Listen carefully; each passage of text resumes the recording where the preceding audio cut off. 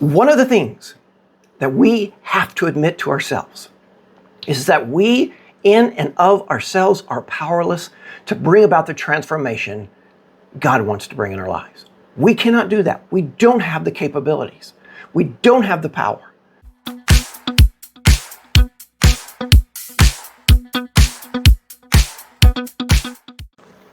Welcome back to the 30-day transformation challenge. This is week number 1, day number 2.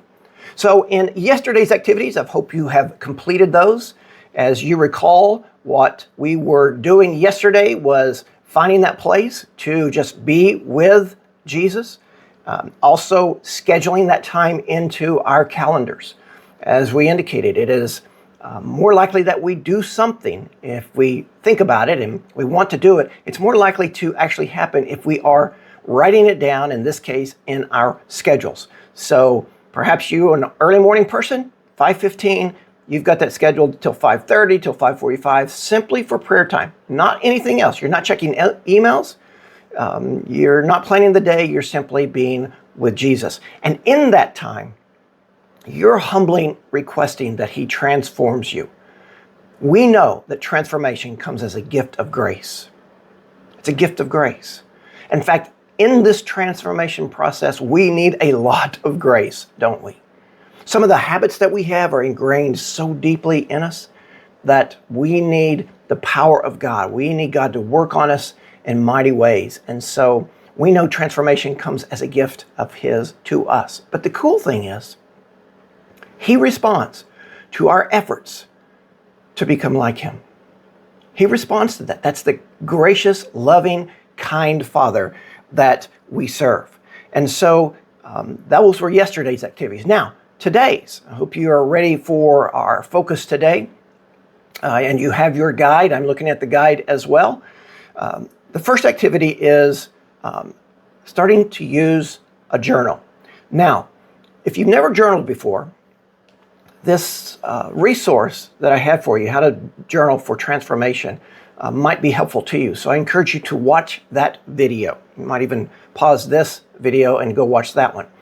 It's a great resource to help you just begin to think about journaling. But journaling really is a writing down, either in digital or in paper form, what is going on in your mind and heart in relation to your transformation, in relation to this journey to become more like Jesus, because it is a journey, and it's a lifetime journey, because we will never perfect this. We will always be marching toward the likeness of Jesus. We will always be walking in His direction, becoming more like Him. And so begin to develop that habit of writing in a journal. You know, lots of men and women over the centuries have used a journal in their spiritual walk, in their relationship with Jesus. They've used the journal to record their worship times. They've used journals to record their struggles, their sins. They've used it to confess their sins to God. A variety of reasons why there is so much value in writing things down. David did it. You go back and look throughout history, and the men and women who have walked with God, so often we're able to find out about their walk with God because they wrote it down.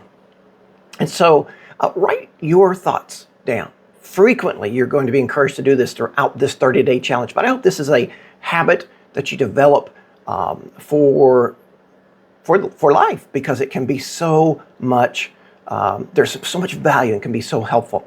One of the things that I have found helpful in a journal, and I'll show you my journal. It looks like this. It is not digital. I think I've mentioned in another resource that I don't journal online. I journal in my book here, and I've got several of them.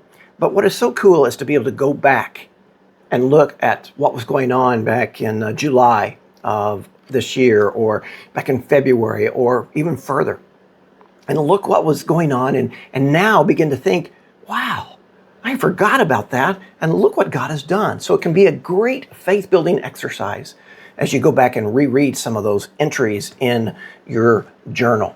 So begin that exercise today, if you haven't already done so, just to write whatever is on your heart. That's the second exercise. The third is to focus your time in prayer on asking God to change your prayer life. We've already discussed this, that prayer is so fundamental. It's something we're always going to do. Things like fasting we might do occasionally.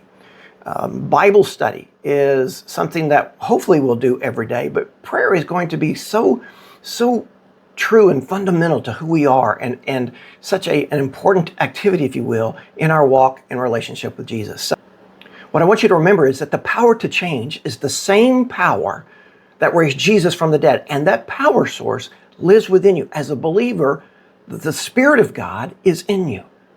And so no matter what you're facing, whether it's a transformed prayer life, or you've got a tongue habit that is a habit of saying things that you know is not God honoring, and you want to change that, the power to do that is within you. It's the Spirit of God. And so that's why humbling ourselves before God today is so important, okay? You can do this. This day is about God working in you to make you more like Him.